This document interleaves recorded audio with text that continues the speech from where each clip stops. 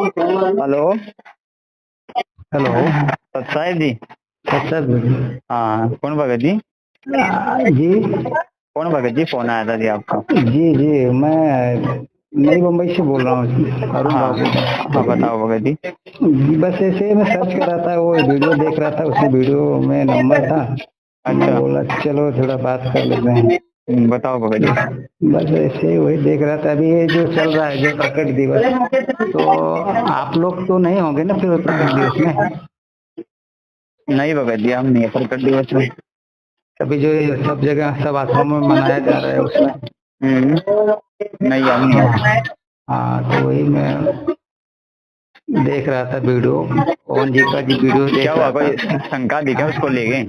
जी कोई शंका दिखा उसको ले गए? शंका तो था क्या कि शंका, बताओ। नहीं, जो अभी जो सभी लोग जो गए हैं हमारे यहाँ से, नई मुंबई से, तो ये सब उन लोग जो कर रहे हैं तो ये सही कर रहे हैं कि उसमें कुछ अलग कर रहे हैं? एक बार बताओ आप मेरे को भगत जी। जी आपको बहुत तेज भूख लगी हो, जी ठीक है? जी आपके सामने एक तो आम रखा हो जी और एक आम की फोटो रखी हो, क्या खाओगे जी। आप उस टाइम पे? नहीं तो आम खाएंगे ना, आम फोटो खाओगे। थोड़ा। कॉमन हाँ सी बात है, इसमें जी, तो कोई ज्यादा दिमाग लगाने वाली बात नहीं है। बात नहीं है, सही बात है। एक बात बताओ अब, गुरु जी कौन है? साक्षात वही कबीर परमात्मा जो 650 साल पहले आए थे। प्रमाण जी आपने देख लिए होंगे। जी। तो एक बात बताओ, क्या वो दाढ़ी मूछ वाली फोटो आपको सत्संग सुनाती है? नहीं आपको नाम दीक्षा देती है? नहीं देखिए। आपको आशीर्वाद देती है? नहीं आपको नियम मर्यादा बताती है? नहीं बता आपसे रही। भक्ति करवाती है? तो हम्म, भगत जी, जब आपको पता चल गया कि मेरे गुरुदेव ही वो भगवान है जो आज से 650 साल पहले आए थे, जी तो क्या वो आदमी इतना मूर्ख होगा प्रकट दिवस मनाएगा? चलो आज आज से 650 साल पहले का ही मैं आपको एक उदाहरण देता हूँ। मान जी लो आज से आप 650 साल पहले होते, ठीक है? जी। परमात्मा तो देखो सतयुग में भी आए थे। हम्म परमात्मा हर युग में आते हैं ना। अर्जुन में मान लो परमात्मा मुनिंदर के रूप में जब आए, ठीक है? जी मान लो आप जी 650 साल पहले आते होते, जी क्योंकि गुरुदेव तो हमेशा, परमात्मा हमेशा अपने आप को छुपाता है। उन्होंने 650 साल पहले भी यही बोला था कि मैं उस भगवान का भेजा हुआ दूत हूँ। तो क्या आप 650 साल पहले ये जान के कि मेरे गुरुदेव ही कबीर परमात्मा है 650 साल पहले, क्या आप हम्म, उस मुनिंदर वाली फोटो का प्रकट दिवस मना देते 650 साल पहले? क्योंकि वो भी तो वही परमात्मा है, वो भी जी पहले आया था। क्या उस टाइम पे आप मना देते भगत जी प्रकट दिवस नहीं मुनिंदर का? बनाते। नहीं बनाते नहीं ना, क्योंकि उस टाइम पे आपको ज्ञान था कि मेरे गुरुदेव ही कबीर परमात्मा है, जी ठीक है? तो जी। आज जब ज्ञान हो गया भगत जी, तो आप आज कैसे उस काल्पनिक फोटो का प्रकट दिवस मना रहे हो? सही परमात्मा ने बात। क्या बताया, देखो। भगवान एक होता है, दो होता है भगत जी? जी एक होता है, दो होता है भगवान? एक ही होता है ना, भगवान तो एक ही होता है ना। एक ही होता है। तो एक बात बताओ, जब गुरुदेव ने बोला है कि त्रिकुटी बजा के, जो भगत हम्म, देखो, गुरुदेव और परमात्मा को अलग अलग मानते हैं ना, वो जी भगत जी त्रिकुटी पे फंसेंगे। पहली बात तो त्रिकुटी पे जाने का उनका मौका ही नहीं मिलेगा। वो तो सब हाँ यहीं पे फैल हो लेंगे। कैसे फैल हो लेंगे? भगवान एक होता है, वो दो भगवान मानने बैठे हैं। वो भगत जी अभी भी शंका में है। एक तरफ तो मानते हैं हमारे गुरुदेव भगवान है, दूसरी तरफ हम्म मानते हो दाढ़ी मूछ वाली फोटो को। तो भगवान तो दोनों में से एक हो सकता है भगत जी। तो इस अंजस में क्या वो परीक्षा में पास हो सकते हैं? आप ये बताओ, सब लोग जाने के नहीं लिए। हो सकते, नहीं हो नहीं हो सकते। सकते ना। तो गुरुदेव ने बोला है कि अगर तुमने हम्म त्रिकुटी पे जाके उस दाढ़ी मूछ वाली फोटो की तरफ झांक भी लिया, झांकना हरियाणा में इसका मतलब होता है देख भी लिया, देखने को बोल रहे हैं। जी दंडवत प्रणाम और हाथ जोड़ना तो बहुत दूर की बात बोल दी। अगर जी उसकी तरफ आपने देख भी लिया ना, वहीं से त्रिकुटी से आप फैल हो जाओगे, सदा सदा के बराबर। लिए परमात्मा आपको रिजेक्ट कर देगा। जी तो एक बात बताओ भगत जी, आज आप दाढ़ी मूछ वाली फोटो का प्रकट दिवस मना रहे हो जी ना, हाँ उन्हीं को भगवान मान रहे हो, जी। तो क्या उसमें आस्था रहेगी या नहीं? ये तो कॉमन सी बात है, किसमें आस्था रहेगी, किसको आप भगवान मानोगे? परमात्मा ने बराबर। बताया जब आपका शरीर छूटता है ना, एक हम्म सपना सा होता है, सपना सा। जैसे हम्म आपके असलियत में भाव होते हैं ना, वही आपके सपने में हम्म, भाव होते हैं भगत जी। जी तो आपका जब शरीर छूटता है ना, परमात्मा बताते हैं आपको पता नहीं चलेगा जब आपका शरीर छूटेगा। और जैसे भाव आपके आज है ना अपने गुरुदेव के प्रति, वैसे ही त्रिकोटि पे रहेंगे।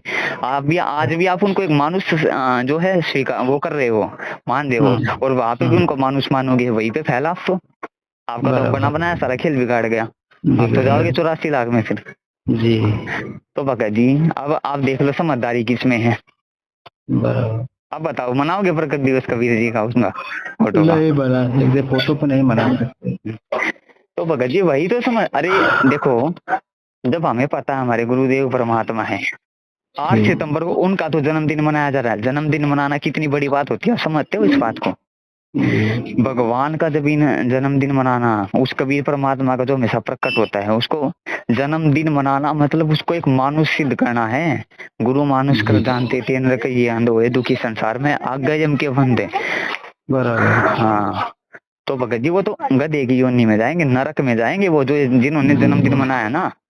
जी। जन्मदिन किसका मनाया जाता है? मानुष का ही तो मनाया जाता ना, भगवान का जन्मदिन बराबर, मनाया जाता है क्या? नहीं मनाया जाता। तो भगत जी ये तो सब नरक में जाने की तैयारी है। जी। सत्य को जी। ने इतने प्रमाण दे दिए गुरुदेव के सत्संग को काट काट के कि वो ही कबीर परमात्मा है।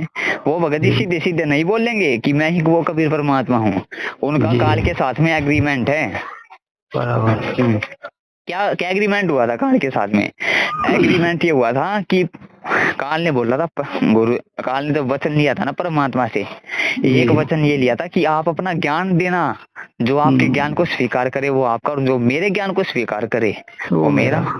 बस भगत जी परमात्मा केवल ज्ञान देगा, स्वीकार करना वो आपकी बुद्धि पे है भगत जी उसके बाद में से। बराबर। बराबर। तो भगत जी ये सब जो है फैल होने की उसमें है। जी। तो भगत जी बुद्धिमता नहीं है, बुद्धिमता नहीं है तो बस अपना काम बिगाड़ना है, ऊपर कर दिवस मना जी के। मैं ये बोल रहा था कि ये जितना भी बुकें छप रही हैं, ये इसमें सब सही गुरुजी के बताए हुए सब छाप रहे हैं लोग, कि फिर अपने मन से सब छाप रहे हैं?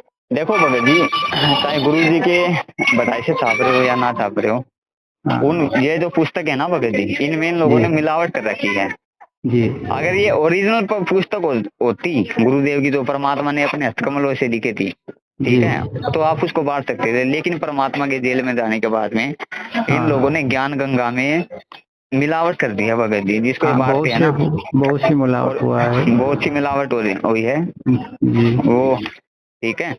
अभी तो कल ये के बात, न्यूज में मिलावटी पुस्तकों को अगर बांटोगे आप और सामने वाला अगर आपके उसमें जो लिखा है उसमें जो मिलावट हुई, उस मिलावट से अगर सामने वाला प्रभावित होता है या कोई गलत क्रिया करता है तो उसका दोषी और कोई नहीं होगा, आप दोषी होगे। पुस्तक बांटने वाले आप थे भगत जी।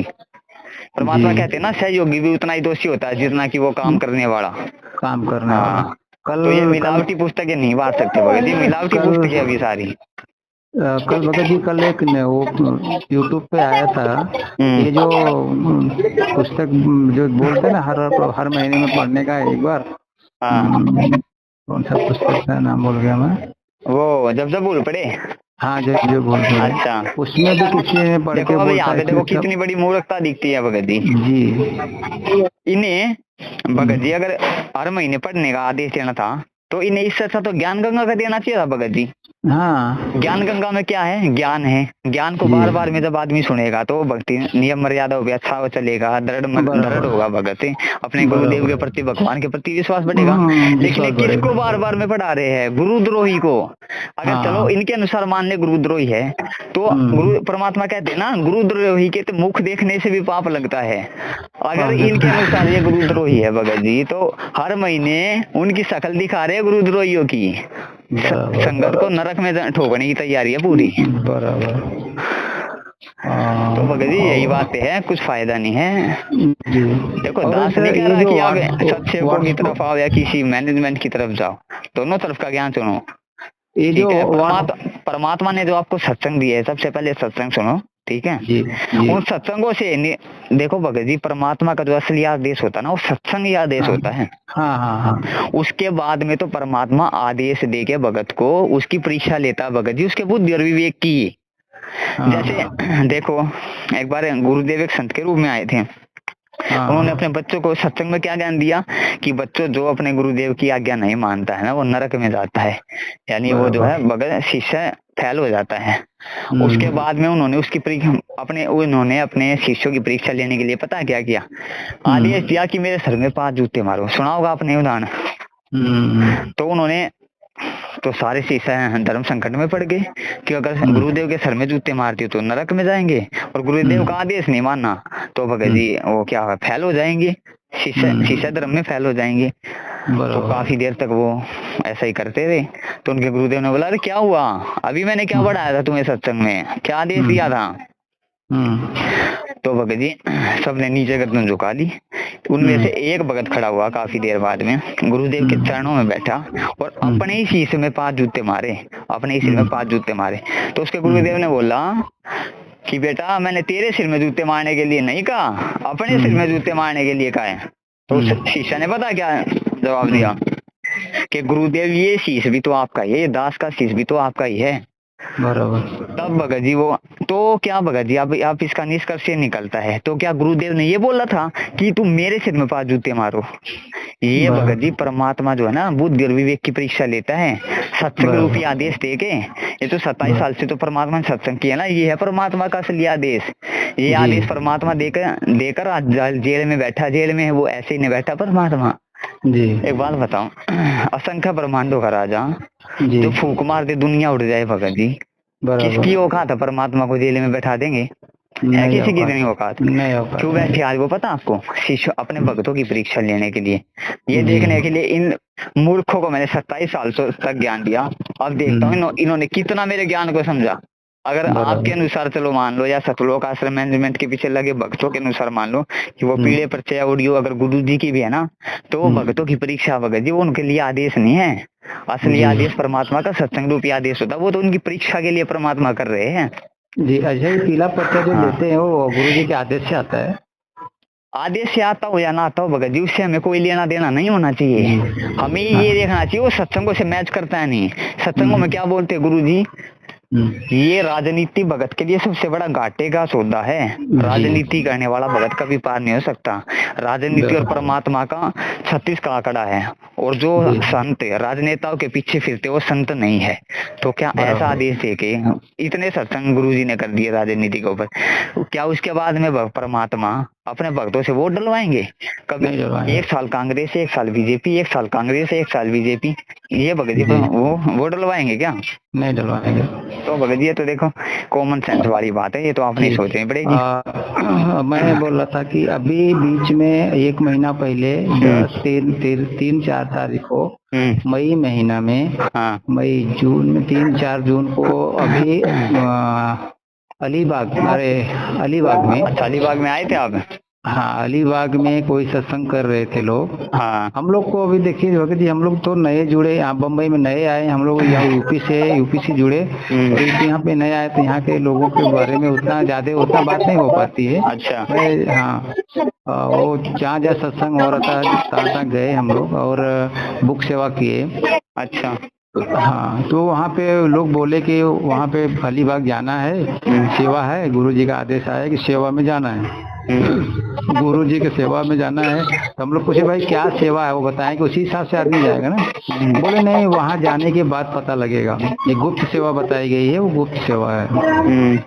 वहाँ हम लोग 4 बजे तक इकट्ठा हो गए, सब लोग 30-40-50 लोग इकट्ठा हो गए। 4 बजे कुछ लोग आए गाड़ी से, तो बोले कि ऐसा बात है, कुछ भगत लोग यहाँ पे सत्संग कर रहे हैं, वो क्या कुछ तो कर रहे हैं लोग, सत्संग कर रहे हैं कि कुछ ऐसा कुछ बताया लोग, कुछ कर रहे हैं लोग। उनको मना करने के लिए गुरुजी वो लोग देशद्रोही है, गुरुद्रोही है लोग, उनको गुरुजी ने अपने हाथों से लिखी हुई पेन से लिख करके अपने हाथों से इनको दिया है। तो एक बार बताओ, अगर आप इस कानून के हिसाब से चलोगे तो देश दुनिया वालों ने तो भगत जी देश ने तो परमात्मा को देशद्रोही साबित कर रखा है, तो क्या परमात्मा देशद्रोही हो गई?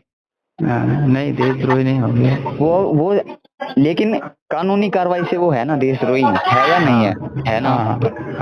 लेकिन आपने किस चीज को आधार बनाया उस टाइम पे कि वो देशद्रोही है या नहीं? ज्ञान को आपने आधार बनाया, उनके ज्ञान को सुना, ठीक है?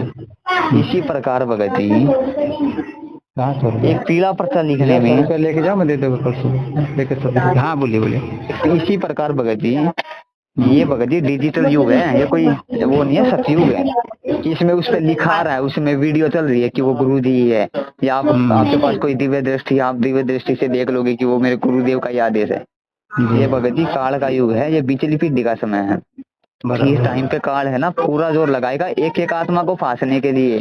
साम दान दंड वेद हर तरफ से भगत जी काल चलेगा, चाल है हर भगत को फांसने के लिए भगत जी, एक एक आत्मा को तोड़ने के लिए। बराबर। कल को मैं फिर पर्चा लिखे दे दूंगा और बता दूंगा गुरु जी का फिर पर्चा है। हाँ हाँ, तो क्या मान लोगे आप? नहीं मान लेंगे। मैं क्या बोलना करोगे भगत जी? यही तो परीक्षा है भगतों की असली, संगत की परीक्षा क्या असली यही तो है। ज्ञान आधार से चलना यही परीक्षा है भगत जी असली।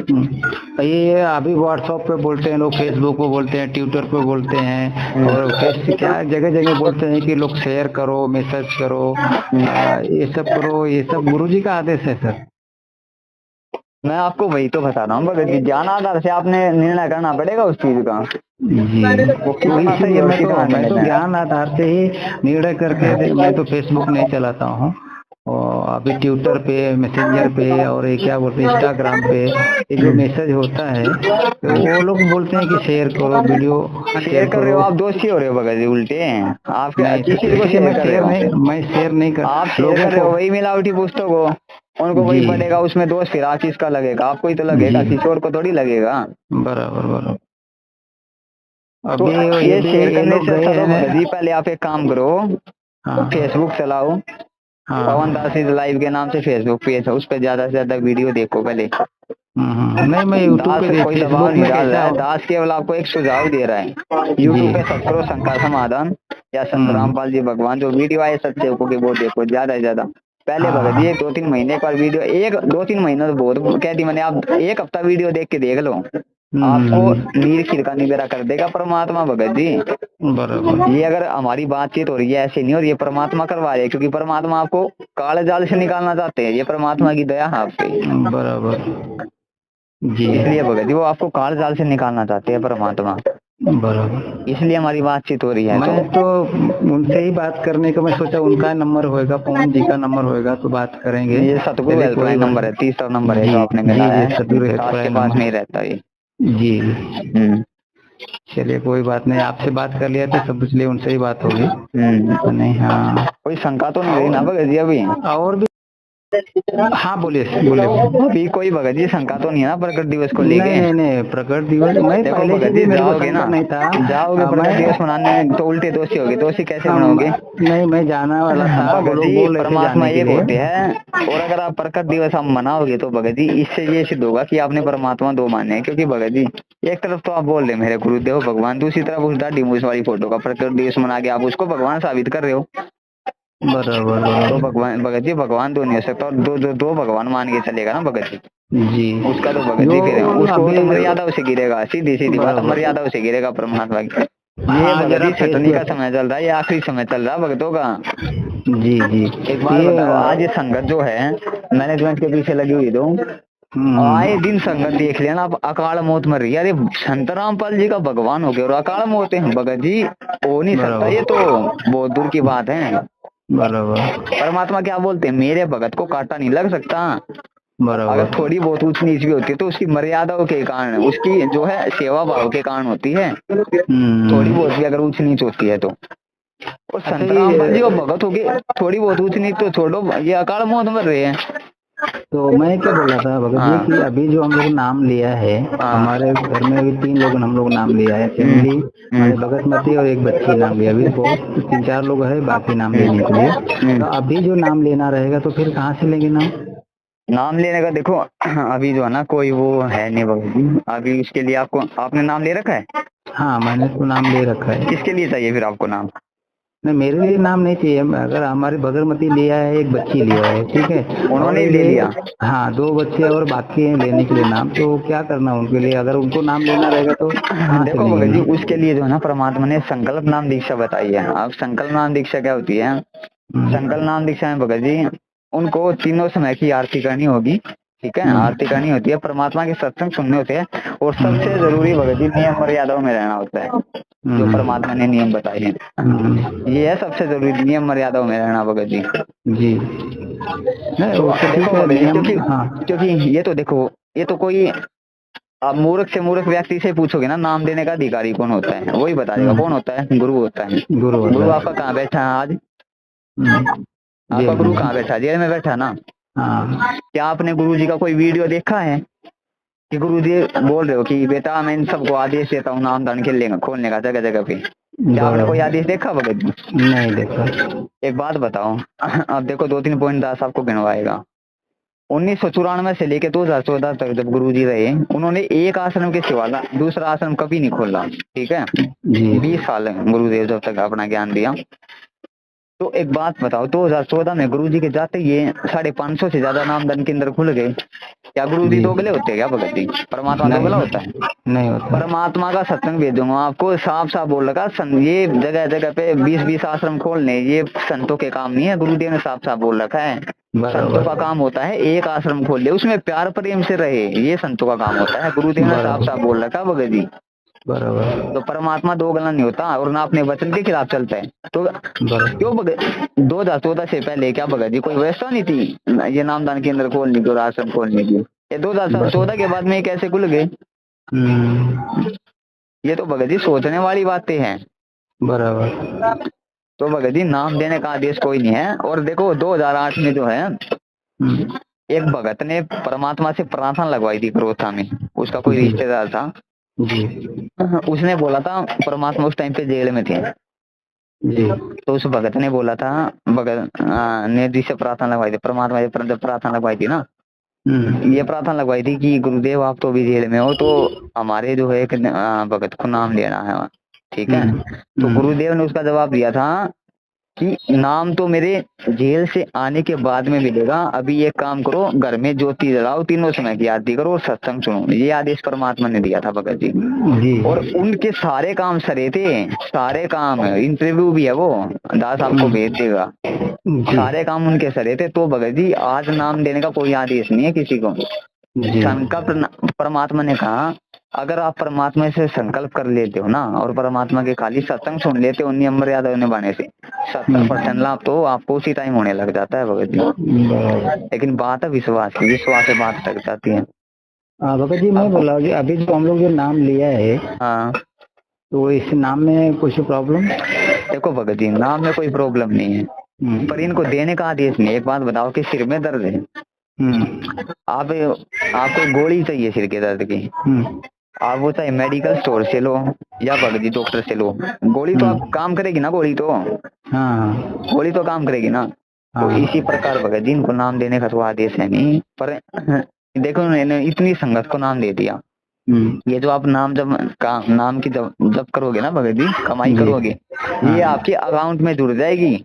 जब आगे परमात्मा जेल से आएंगे और आदेश कर देंगे, तो आप जितनी भी अभी कमाई कर रहे हो ना भगत जी, ये आपकी जुड़ जाएगी। तो आपने जो है उसको छोड़ना नहीं है नामदार को, ठीक है भगत जी? बराबर, वो आपकी जुड़ती रहेगी जी। तो ये जब गुरुजी आएंगे तो फिर से नाम लेना पड़ेगा? वो तो भगत जी परमात्मा ही बताएंगे आने के बाद में क्या लेना पड़ेगा क्या नहीं लेना पड़ेगा। बराबर, ठीक है जी। ठीक है। व्हाट्सएप पे कुछ वीडियो वगैरह जो भी रहेगा भेजते रहिए और देखते रहेंगे, फिर जब टाइम से बात होती रहेगी। आपको कुछ वीडियो भेज देता हूँ सबूतों के साथ में, काफी वीडियो पड़ेगा आज के पास में। जी। चलिए, ठीक है भगत जी। सत साहिब। हाँ सत साहिब जी, सत साहिब।